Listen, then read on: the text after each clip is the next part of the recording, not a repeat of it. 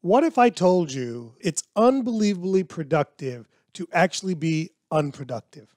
That's what we're going to talk about in this week's episode. So be sure to stick around. But before we get going onto this week's episode, let's turn it over to my lovely co-host, Meredith.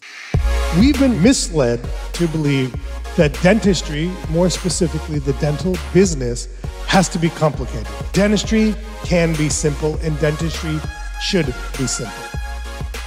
Hi, everyone. Welcome back. I have a review before we get started. So if you have not left us a review on Apple We're going to Podcasts, need some more reviews soon. Okay. Yeah.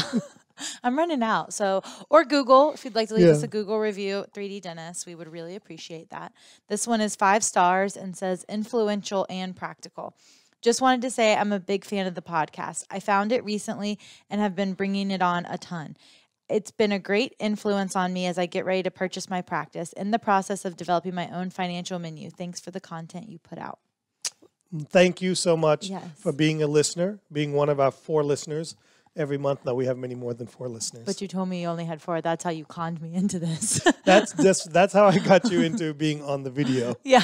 He said only 4 people see it. Don't worry. So listen, anybody that runs into Meredith at one of our events at the bar, all you got to do is to get her on video is just tell her that only 4 people will see this, and she's all in.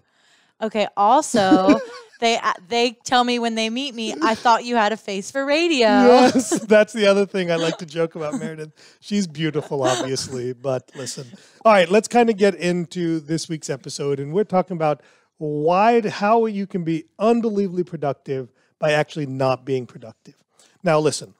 We all know that we have to wear multiple hats. We always hear the saying about you got to work on your business, not just in your business, all of these things, okay? So the first thing I want to do is I had this revelation or this aha moment at our mastermind reunion a few months back.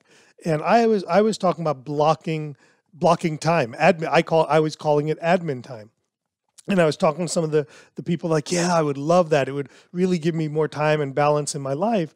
And what they thought I meant was blocking time to do paperwork. Bills, paperwork, all that stuff. And I stopped. I got very, very animated, which means stern.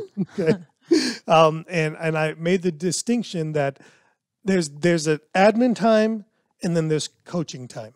Okay. And what I'm referring to today is it's unbelievably productive to be not productive if you're spending time coaching your team or coaching yourself. Listen, admin time, your paperwork, your bills, payroll, that stuff happens when your team's not around. That's Saturday, Sunday, that's evening, that's nights. That's when that time, that's the price you pay for owning your own business. Coaching time is what you're doing when your team members are around. So from 8 to 5, 7 to 4, whatever your hours are, your number one role when you don't have something specific to do, when you're not twiddling on teeth, is you need to be a coach to your team members. All the other stuff can happen when your team members aren't around. So I want to make sure I'm being very clear about this, is that there's a difference in admin time and coaching time. Yeah, I think one thing I thought about is owning a dental practice and practicing dentistry are basically 2 full-time jobs. Yeah. You know, there's a lot of businesses that can run without the business owner in there, but a dental practice is not one of those because you need a dentist to produce and do the dentistry. But if you think about a restaurant or a bar, they can't have the restaurant without food or without drinks, but they don't have the bartender and the chef as the owner. Yeah. You've never seen the owner back there making your food. The whole time. Right. Yeah. Except for when they need to step in because that's part of being a business owner, right? Yeah. So that's part of it. So I've kind of broken it down into a few things here. First, I want to start with you got to make it important. And what do I mean by that?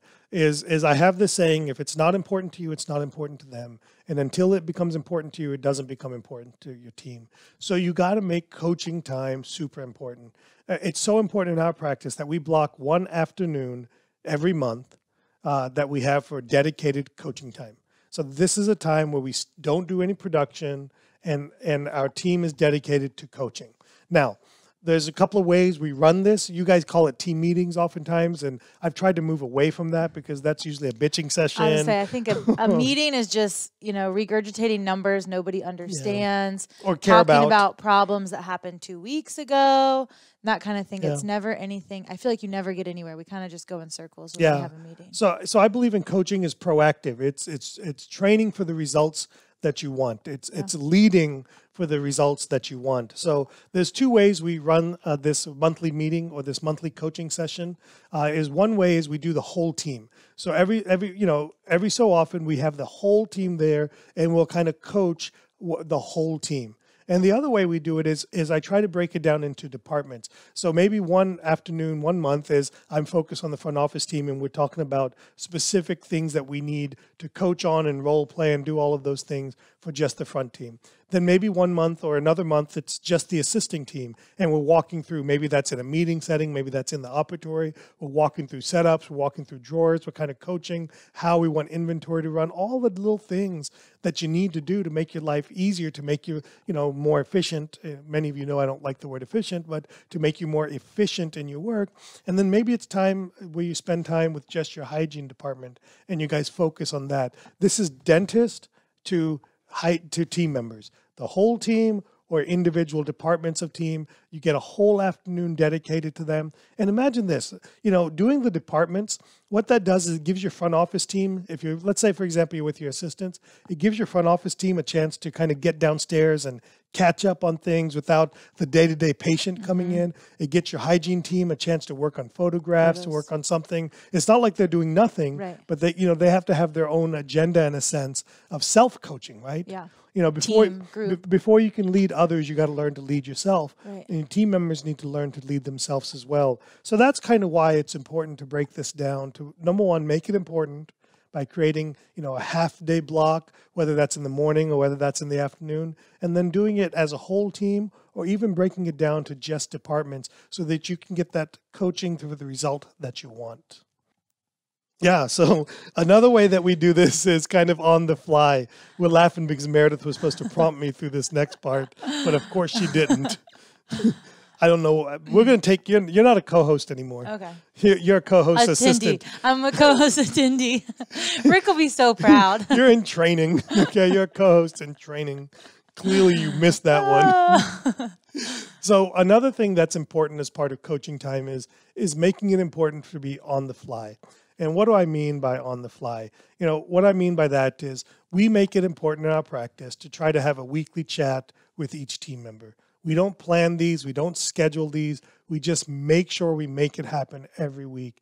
And my best team members, my team members that are most engaged, that have the most happiness, that have the best outcomes, are those team members that make it important to engage with me at least once a week. It could be a personal conversation. It could be a staring competition where we just stare at each other. It could be any number of things. But what it does is it builds great rapport with people. You get to know them on an individual basis. You find out what makes them tick, what challenges they're going through, all of these things. And that's why it's important to have these weekly chats. And in fact, I think the team members should be coached to do this with two people, the dentists and also the overall practice administrator, office manager, director of operations, whatever silly title we make up for people these days. But you got to make it important for them to do that on the fly. It teaches people discipline and it teaches them to be engaged. And it also lets you find out who's really engaged in your practice. What I've found overall generally is those team members who don't make it important to engage with me on their own on a weekly basis are typically the team members that clock in, clock out. They're not engaged. They're not trying to be better. They're kind of just going through the motions. And ultimately, that's not what we need. So we want long-term, we want people that are absolutely engaged in the practice. So having these on-the-fly weekly chats are fantastic. And they're literally anywhere from 3 to 5 minutes. It's really quick and easy. Yeah, and I think it's important to know that for the front office, it's a little bit harder for them because other people have had a cancellation, hygiene's had a cancellation, it's easy to pop in, chat with you a few minutes in between patients. Obviously, if you've had a cancellation, your assistants are available. And those are the people that you probably interact with more on a daily basis anyways. But the front kind of truly never ends. It's just like a circle of things always going on. So talking about cancellations, at our last course, I actually had a doctor who was signed up for our mastermind, and she asked Sully if he had a list of things that team members could do during downtime when they do have a cancellation and all of that. And he said, you know, when there is downtime, and I'm going to tell you what I did with one of your team members too. For those that don't know, I've been working the front desk. That could be a whole nother podcast on its own. He said, I would rather my team members go watch someone else, come watch the surgery that I'm in, see what other people are doing. And I was working the front the other day, and I had a meeting. And so there was literally going to be no one up front. There was no plan, no one else for me to grab. So I went back and got one of the assistants who's been an assistant, Ashley, 3 weeks? Maybe. 6 weeks? Maybe. And I said, hey, I'm going to teach you the front. She was watching a procedure. I mean, you can only watch with our associate. You can only watch so many crowns and fillings, right? But she was doing what she was supposed to be doing, trying to learn. And I said, I'm going to teach you the front too while you're here. And she said, okay. And I said, so if you ever break your wrist or hurt yourself, you'll always have a job. Yeah. And I said, the best thing you can do here is cross-train yourself without even asking. Yeah. Just start learning everything that you can learn. And she was like, thank you. Yeah, you know, speaking of Ashley, she did I had to do some restorative dentistry today. Yeah. It was a friend of mine, which, you know, I hate doing restorative dentistry. But you hate saying no. Yeah, I can't say no them, to friends. So. Yeah. So Ashley assisted me for the first time on her own with the procedure, and I thought it went very well. I texted her and told her that. I thoroughly enjoyed her up front as well. Yeah. So, you know, kind of on the same concept there is I have what are called bust blocks. And I don't think that's a great name. No. Well, maybe you should go into detail. Look who's talking. Maybe you should. So let's call them or bust blocks. So what do I mean by bust blocks? So one of the things that we coach and talk to about our people in our mastermind is God, I could go on like a big soapbox with this one, but I'm going to try not to. Is what I call implant or bust, or ortho or bust, or 2 hours or bust. And what I mean by that is making it important. In other words, making it where you tell your team members that this time, this block is for this specific procedure or nothing. And team members are golden retrievers, remember? Yeah. They want to please. Especially you, Meredith, right? So when we have unused bust blocks, because the first question they get to me is, what do I do if I don't have a patient or if we don't fill that block? And I go, relax. Okay, kind of like to your point, our goal isn't busy work for team members, right? Yeah. We've got to get past this whole busy work mentality. They could sit there with a recall list for an hour and call 3 patients and look busy. Yeah, exactly. And get make 3 more recalls we don't want. Right. Or, you know, make 3 appointments for 2 of the P3 that won't show up for the recall. But what I try to do is when the dentist has this downtime or this or bust time, that was an opportunity for me to go and sit in the front and just kind of listen. You know, there's a little cubby hole I can kind of sit in up there. So I don't like patients to see me because then they want to talk to me. And you know, even though I run a podcast, I really don't like talking to people. Now you can wear a mask. They won't know who you are. I'm still pretty brown and bald. And the only man in the office. Yeah. So I'm pretty sure they'll know it's me. But I go sit in the front and I kind of listen to what's going on. And here's what I would tell you. You know, how many of you listening, when's the last time you went and sat down and actually listened to what in the world team members are saying to patients? Remember, I'm going to go with never. Possibly. I'm going to go with never. You know, your front office is the gateway to your practice. It's the first impression. The face. It's the face, right? And so what's out there representing you? What are they saying? What are they doing? You know, so sometimes just kind of be a fly on the wall. Don't like sit next to them because it makes them nervous or puts them on their best behavior, but kind of be in the background, kind of just listening to what's going on. You'll be amazed at what you see if you watch your front office for just 30 to 40 minutes, and it'll give you so much to kind of go back to our coaching time to go back and coach on. Another thing that I've done when I have these bus times is I've gone and stood behind the operatory and hygiene for 30, 40 minutes. And I kind of just listen to what's being said. How much are we talking about treatment? How are we talking about treatment? You know, how are we connecting with patients? You know, once I found team members, and you'll know who this one was, team members were talking to patients about very inappropriate things that I probably don't think they need to be talking about in the office. And so that was a good opportunity for me to listen to what was happening. And then again, back to that coaching. You know, you can't coach what you're not seeing or you're unaware of. And I'm a big believer in that. I got to see it for myself. You know, at the end of the day, it's my name on the door. It's my reputation. It's my practice. But I want to have an ownership mentality. And if you have, the only way to create that ownership mentality is to coach people and show them, lead by example, what you want them to be. So these unused or these or bust blocks, they're super important. So, you know, for those of you that want to do more implants, schedule a time where it's an implant or bust once a month or twice a month, how many ever you want to do. And then have a plan of action of how you're going to work on your practice or wear multiple hats and leverage those times where you're not productive to become super productive down the road. And many people ask me, you know, what's led to the success we've had in our office? And I say it's this curiosity, this coaching mentality that we have, asking questions, trying to be engaged with people. And sure, I'm less engaged now than I used to be, but the seeds have been planted, and it becomes contagious and infectious. And so when you have that mentality, your team members have that mentality, and when one team member has it, then two team members have it. When two team members have it, then the whole team has it. When a new team member like Caroline came on board, she gets it very clear as what the culture of the office is because I'm very engaged in what I'm trying to do. And even though I'm less engaged today than I used to be, it's still very engaged compared to most offices. And so it's important for you to do that. So, and look, you have team members that you've coached and trained to think like you, talk like you. They're closing cases and having patients sign up with other doctors in the building. With consults without you even being there. And this would have never happened without you taking the time to coach and train them to do that. So that, you take back that time where you were unproductive, it's made you unbelievably productive. Yeah, and I say this humbly I tell all my team members this.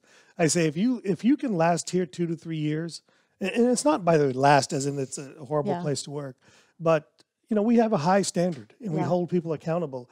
I tell people, if you can last in our office for 2 to 3 years, you'll always get a job because that means that you've been well coached. You're pretty good at what you do, that you're committed to being fantastic. I tell them that. And that's my way of kind of, it's kind of like with you. I kind of coached you to go from the sterilization to being an assistant to being in the front office to being a champion lead to now running 3D dentist. You know? And people always say, oh, I can't find people like you. Where do you find team members that you have? I can't find, Megan's and Liz's and Meredith's. And none of first of all, I had no dental experience, but they came straight out of school. So you have really taken them and invested in everyone. So it just takes the time. So look, sometimes you got to be unproductive to become productive. And coaching, separate admin from coaching time. Coaching time needs to be made important. You got to block it. You got to tell people that if they're not going to chat with you every week, they're probably not going to keep their job. And, it's a fact. At the end of the day, you want to write. Again, I'm assuming that everybody listening to the podcast wants to have a phenomenal practice. Right. They're not mediocre. They have the radio to listen to. But if you want to be mediocre, that's fine. Bye. No, you're welcome to be mediocre. The world needs mediocre people too. So, all right, everybody, we'll see you back next week. If you're looking to advance your career, get better, kind of slow your practice down, take back control, look, consider 3D Dentists. We do some phenomenal training. Come to our retreat. It's a magical place. People leave here reinvigorated and excited about dentistry. If you haven't been, you need to make it a priority to come and experience it for yourself. I promise you, you're going to love it. Contact Meredith or 3D Dentists, and we'll be happy to help you out. Have a great day.